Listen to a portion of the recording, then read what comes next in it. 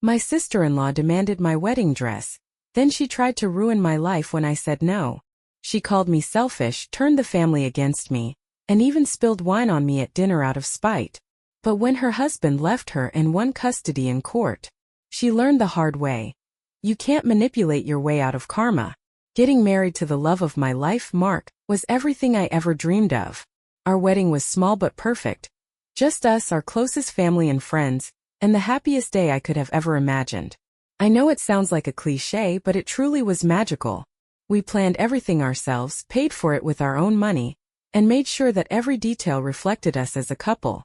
No unnecessary drama, no over-the-top expectations.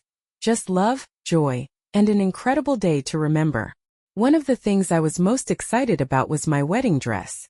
I spent months searching for the perfect gown, visiting boutique after boutique, scrolling through endless online collections, and even considering having one custom made. Eventually, I found the one. A breathtaking A-line gown with a delicate lace bodice and a soft flowing tulle skirt. It was elegant, timeless, and uniquely me.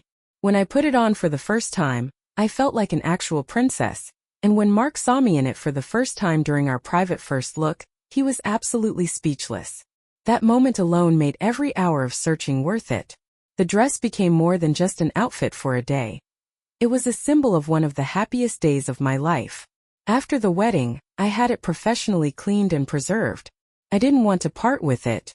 Maybe one day if I had a daughter, she might want to wear it, or at least take inspiration from it. But regardless of the future, it was a keepsake. A physical reminder of all the love and joy from that incredible day. Unfortunately, not everyone saw it that way. Enter Sarah, my sister-in-law. Sarah is Mark's older sister, and to put it lightly, she has always been a lot. High maintenance, demanding, and the kind of person who absolutely needs to be the center of attention at all times. If things aren't about her, she finds a way to make them about her. If someone else is happy, she has to find a reason to be just a little bit happier. If someone is having a good day, she somehow has to make sure she's having a better one. Sarah has been married for 5 years to a guy named Tom, and honestly, the man is a saint for putting up with her. They have 2 kids, a 4-year-old boy and a 2-year-old girl. She's a stay-at-home mom, and Tom works a very well-paying job that funds her extremely comfortable lifestyle. Luxury handbags, high-end strollers, weekend spa trips. You get the idea. She enjoys living lavishly and never misses a chance to remind everyone just how hard she works at being a mom, while treating Tom like her personal ATM. I was never particularly close to Sarah. We were cordial at family gatherings, but I always got the sense that she saw me as competition rather than family. She constantly made sly remarks about my job, my clothes, my relationship with Mark. She once joked that I was so lucky Mark settled for me, because apparently, she thought he could have done better.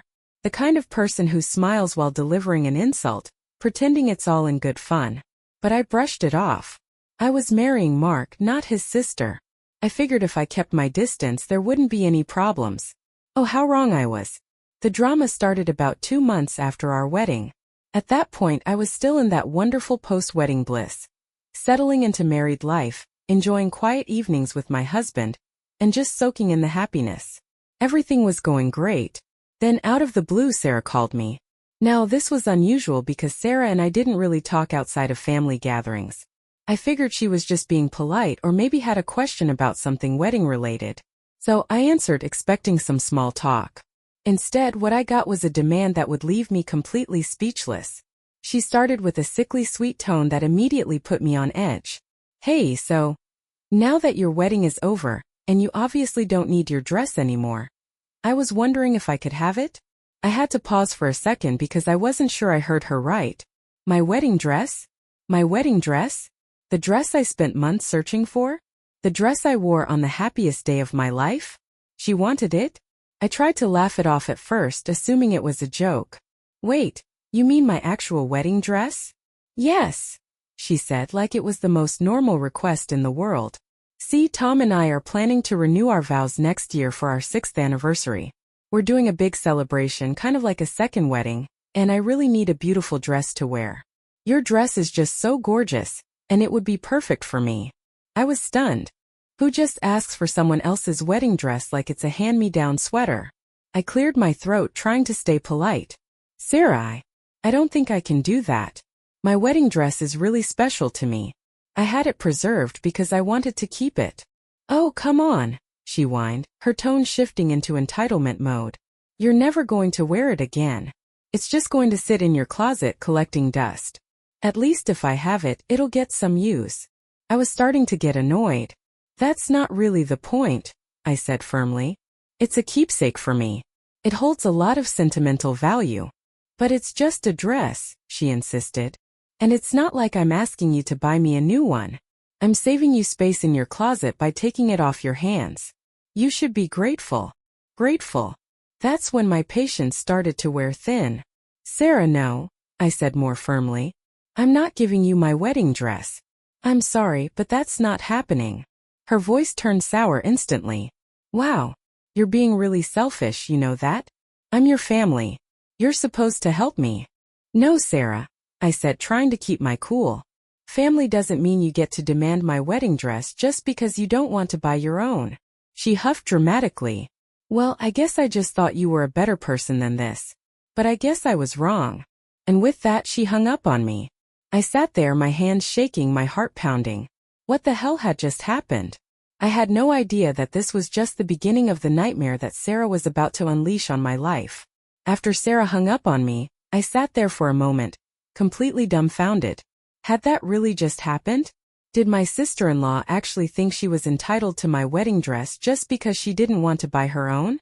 I knew Sarah could be self-centered, but this was a whole new level of audacity. I tried to shake it off and go about my day, but the conversation kept replaying in my head. Part of me wondered if maybe she was just having a bad day and lashed out. Maybe she'd call back and apologize? Maybe she'd realize how ridiculous she sounded? Yeah, no. Instead, Sarah doubled down. The next morning, my phone buzzed with a series of texts from her. Sarah, hey, I really think you should reconsider about the dress. It would mean so much to me. Sarah, I'm trying to do something special for my vow renewal, and you're just letting the dress sit there unused. It's wasteful. Sarah, I don't understand why you're being so selfish. It's just a dress and you've already had your moment. Why can't you let me have mine? I stared at the messages, my blood pressure rising with each one. The sheer entitlement in her words made my skin crawl. I took a deep breath and responded as calmly as I could. Sarah, I already told you that my wedding dress is very special to me. It's not something I'm willing to part with. I'm sorry, but the answer is no. Within seconds, she fired back. Sarah, wow. I can't believe how rude you're being. I thought we were family, but I guess I was wrong. Sarah, I hope you never ask me for anything because I will remember this. I didn't even bother responding. It was clear that no matter what I said, she was going to paint herself as the victim. And I was right. Because later that afternoon, I got a call from my mother-in-law. Oh, sweetheart, I just wanted to check in, she said in her usual syrupy tone. I had a conversation with Sarah today, and she's really upset. She told me you refused to let her borrow your wedding dress. I sighed, already knowing where this was going. That's correct. He stormed into the room holding up his phone. Have you seen what Sarah's posting? She's trying to turn everyone against you. I sighed. Of course I've seen it. I just didn't think it was worth reacting to. Well, I do, he said, and before I could stop him, he grabbed his phone and called his sister. She picked up on the first ring. Finally, she snapped. You need to talk to your wife. She's being completely unreasonable. No, you need to stop acting like a spoiled brat. Mark cut her off, his voice like ice. I don't know what fantasy world you're living in where you think you're entitled to someone else's wedding dress, but you need to wake up. She said no. End of story. Sarah gasped like he had just slapped her. Oh my God, you're taking her side? Over your own sister. You're not a victim here, Sarah, he shot back. You're throwing a tantrum because you didn't get what you wanted, and now you're dragging the whole family into it. Cut it out. Fine, she snapped. But don't expect me to be nice when I see you at dinner this weekend. Oh, trust me, we won't be coming, Mark said before hanging up. I stared at him, speechless. He turned to me and said, We're not going. I'm not putting you through that. And just like that, we had our first official family fallout over a wedding dress. Little did I know, things were about to get even worse. After Mark's call with Sarah, I naively thought that maybe, just maybe, she'd finally back off. But I underestimated just how far she was willing to go to get her way. The next morning, I woke up to even more passive-aggressive social media posts. This time, she wasn't just hinting at the drama. She was outright calling me out. It's really sad when you realize some people only marry into a family for the title, not because they actually care about being part of it. She didn't tag me, but she might as well have. Within minutes, my phone started buzzing with messages from mutual family members. Some were confused, others were outright asking if we had a fight. I ignored them at first, but then I got a text from Mark's mom. Emil. Sweetheart. Can you call me when you have a moment? We need to talk. I sighed and decided to get it over with. I dialed her number, and she answered immediately. I just don't understand why you're being so stubborn about this. She started, skipping right over the pleasantries. Sarah's devastated. You know how important this vow renewal is to her. Can't you just let her borrow the dress? I clenched my jaw. It's not about being stubborn. It's about boundaries. That dress is sentimental to me, and I don't feel comfortable giving it away. I don't understand why this is such a big deal. She huffed. Because family is about sacrifice. And right now, you're choosing to hold on to some fabric instead of keeping the peace. I took a deep breath, trying to keep my cool. With all due respect, this isn't about keeping the peace. This is about Sarah thinking she can demand anything she wants and get it. And I'm sorry, but I'm not playing into that. There was a long pause before she sighed dramatically. I just hope you know how much damage this is causing. The family is really upset. The family? Or just Sarah? I hung up, feeling utterly drained. And then things escalated. That weekend, we had a family gathering at Mark's parents' house. We debated skipping it, but ultimately, we didn't want to give Sarah the satisfaction of thinking we were avoiding her. Big mistake. From the moment we walked in, the tension was thick. Sarah sat on the couch, arms crossed, glaring at me like I had personally destroyed her life. When we greeted Mark's parents, his mom barely acknowledged me. His dad at least gave me a nod, but he looked uncomfortable. Dinner was unbearable. Sarah kept making snide comments under her breath. Some people are just so selfish, she muttered as the food was passed around. Like, what's the point of even being family if you won't help each other? I tried to ignore it, but then she accidentally knocked over her drink, spilling red wine all over my shirt. Oh no, she gasped, covering her mouth. I'm so sorry.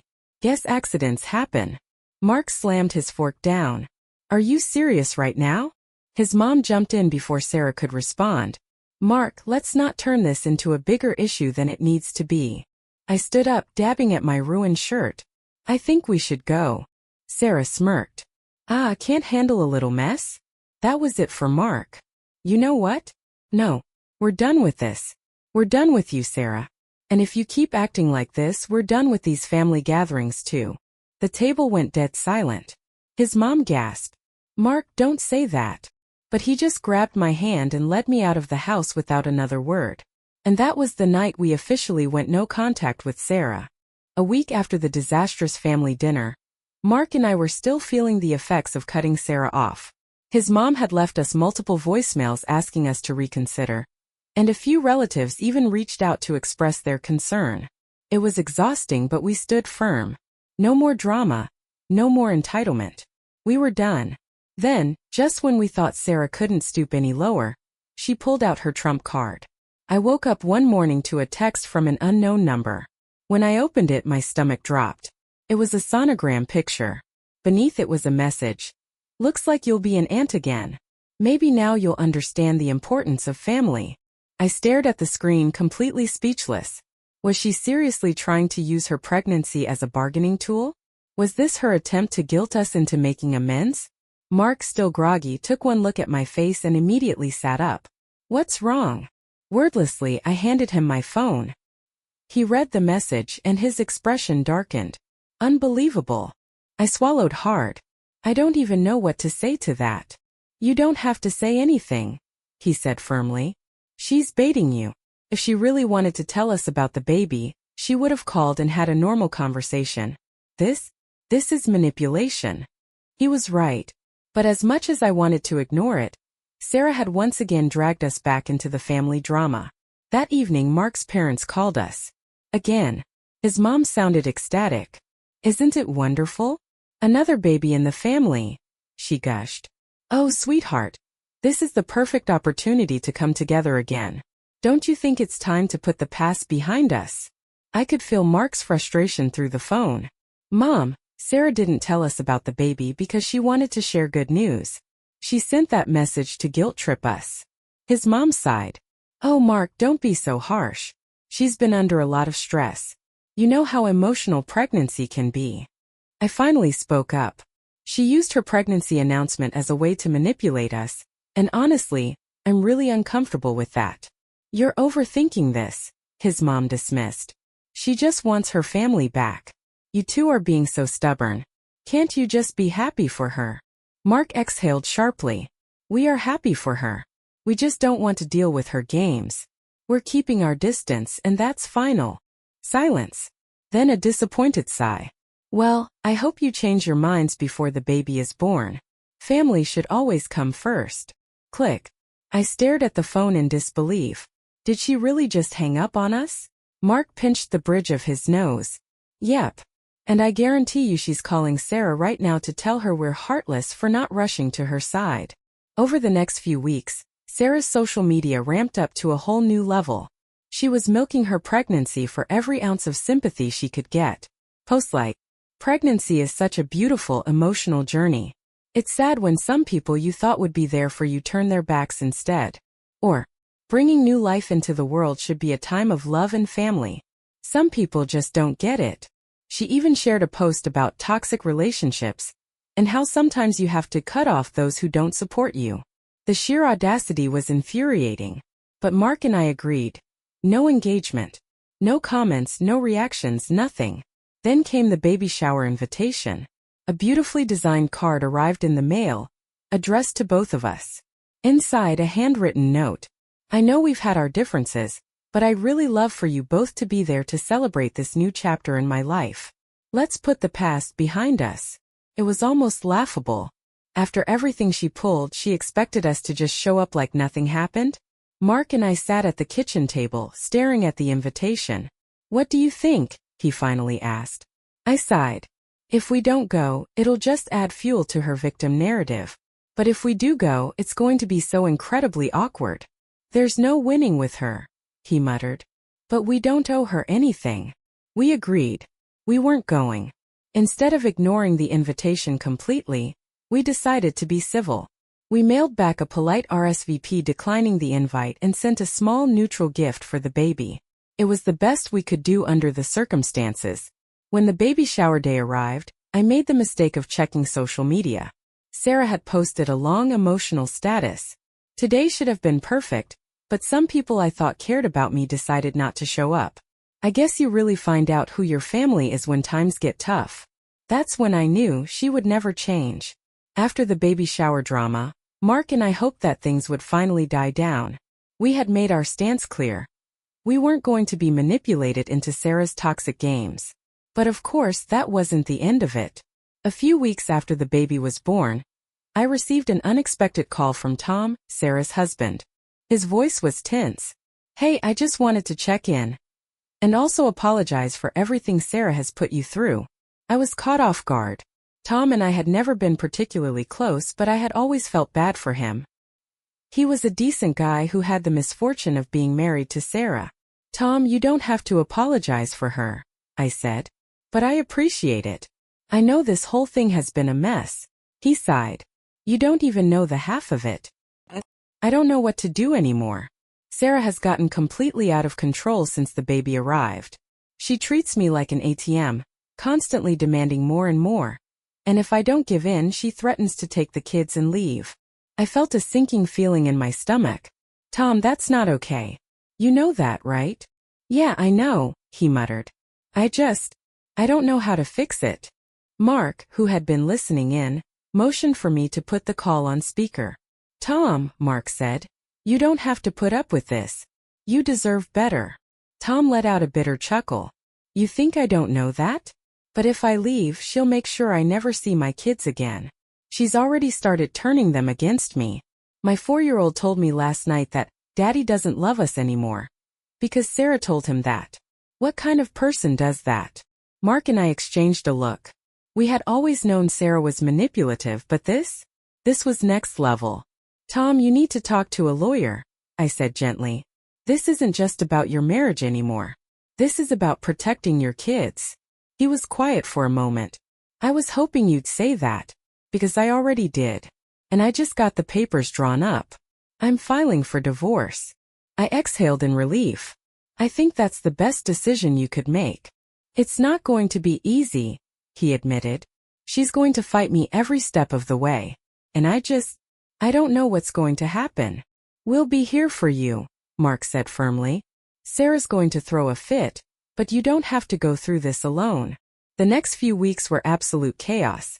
As soon as Sarah was served the divorce papers, she lost what little sanity she had left. She blew up Tom's phone, leaving screaming voicemails about how he was abandoning his family. She posted long, emotional rants on social media, painting herself as the poor, betrayed wife whose evil husband had decided to walk away for no reason. She even tried to turn Mark's parents against Tom, claiming he had brainwashed me and Mark into turning on her. It didn't stop there. One night at nearly midnight my phone rang. I groggily answered without checking the caller ID, assuming it was an emergency. You did this, Sarah hissed. You poisoned Tom against me. You ruined my family. I sat up, instantly awake. Sarah, what the hell are you talking about? Don't play dumb. He never would have left if it weren't for you two filling his head with lies. You're a disgusting, manipulative little. I hung up. Mark sat up beside me. Was that Sarah? Who else? I sighed. She's completely unhinged. The next morning we got another call, this time from Mark's mother. I hope you're happy, she said coldly. Sarah is devastated. She just had a baby, and now her husband is leaving her. How could you two encourage this? Mark rubbed his temples. Mom, we didn't encourage anything. Tom made his own decision. Sarah has been emotionally abusive for years, and he finally had enough. He's just stressed, she insisted. Sarah told me he's been acting distant and confused. Maybe he just needs time to think. You two pushing for this divorce is cruel. We didn't push for anything, I cut in. We just listened when Tom needed support. Maybe if you had done the same instead of enabling Sarah's behavior, things wouldn't have gotten this bad. That did not go over well. I can't believe how heartless you two have become, she snapped before hanging up. Tom officially moved out a few days later. He got a small apartment across town and started working with a lawyer on a custody arrangement. Sarah, predictably, did everything in her power to make it as difficult as possible. She refused to let him see the baby unless it was on her terms. She played the victim card to anyone who would listen, spinning a dramatic tale about how her perfect life had been ripped apart. But Tom stayed firm. He wasn't going to let her manipulate him anymore. One night, Mark and I took him out for dinner, just to give him a break from the madness. So, how are you holding up? Mark asked. Tom sighed. Honestly, it's been hell. But for the first time in years I feel like I can breathe. And that has to count for something, right? I smiled. It definitely does. As we finished our meal, Tom looked between us and shook his head with a chuckle. You know, I should have listened to you guys sooner. You saw through her before I ever did. Mark patted him on the back. Better late than never. Tom nodded. Yeah, better late than never. For a brief moment after Tom moved out, I thought things might settle down. That maybe, just maybe, Sarah would accept reality and move on. But if there's one thing I had learned about my sister-in-law, it was that she never backed down quietly. The weeks following the separation were a roller coaster of chaos. Sarah cycled through the stages of manipulation at lightning speed, playing the victim, lashing out in rage, and trying to regain control. And just when we thought it couldn't get worse, she escalated in a way none of us saw coming. One morning, I woke up to another message from an unknown number. With a sigh, I opened it, already expecting some kind of passive-aggressive jab. But what I saw made my blood run cold. It was a legal notice. Sarah had officially filed for full custody of their children, claiming that Tom was an unstable father and an unfit parent. She was seeking to completely cut him out of their lives. I rushed to wake up Mark, shoving my phone at him. She's actually doing it. She's trying to take the kids away from Tom. Mark groaned, rubbing his face. Of course she is. She'd rather set the world on fire than admit she's losing control. Tom called us later that day, his voice shaking with fury. She's lying in the court documents. She's making it sound like I abandoned them when she's the one keeping them from me. She even said I have anger issues. Can you believe that? I could believe it completely. What's your lawyer saying? Mark asked. That we fight it. And that it's going to get ugly. And ugly it got. Sarah started spreading even more vicious lies about Tom, telling family, friends, and basically anyone who would listen that he was a deadbeat dad, who walked out on her and the kids. She painted herself as a struggling, abandoned mother doing everything on her own, while conveniently leaving out the fact that she was the one blocking Tom from seeing them. She even went so far as to accuse Tom of having an affair, a complete and utter fabrication. But in Sarah's world, facts didn't matter. Only the narrative she could control. Mark's parents predictably took Sarah's side. She's just trying to protect her family, his mother insisted when Mark confronted her. She's doing what's best for the kids. Lying in court is what's best for the kids? Mark shot back. Falsely accusing Tom of being a bad father? That's your idea of protecting the family? She's just scared. She's a new mother. You should be more understanding. Mark scoffed. No, Mom. She's a manipulative liar, and you're enabling her. And with that, we officially went no contact with Mark's parents. Over the next few months, the custody battle dragged on. But despite all of Sarah's dirty tactics, Tom had one thing she didn't: cold, hard evidence. He kept records of every time she refused to let him see the kids. Every ignored text, every voicemail, every time she changed plans last minute to keep them apart. His lawyer built a solid case against her claims, and when it finally came time for court, the judge saw right through Sarah's lies. In the end, Tom won shared custody. Sarah didn't get her way, and she lost her mind. She stormed out of the courthouse, screaming at Tom in front of everyone. You ruined my life. You turned everyone against me. I hope you're happy. Tom, to his credit, didn't take the bait. He just calmly walked away, knowing he had finally won his freedom. The fallout from Sarah's meltdown was swift and brutal. She tried one last Hail Mary attempt at getting sympathy, posting a long dramatic sob story on social media about how the legal system failed her, and how she was just trying to be a good mom. But this time, people weren't buying it. Even her closest friends started distancing themselves. Some of them had seen the truth firsthand. Others just got tired of her constant victim playing. Either way, her support network crumbled. Mark's parents were furious with us, but we didn't care. We had washed our hands of the entire mess. Where are we now? Tom is doing better than ever. He has his own place, his kids love him, and he's finally free from Sarah's manipulation. He still deals with her nonsense occasionally, because unfortunately, co-parenting with someone like Sarah is never easy, but now he has legal protections in place. And most importantly, he's happy. As for Mark and me, we've completely cut ties with Sarah and Mark's parents. And honestly, it's been the most peaceful few months of our lives. No more drama. No more toxic family dynamics. Just us, our real friends, and the family that actually respects us. And that wedding dress Sarah wanted so badly? Still safely stored away. Right where it belongs.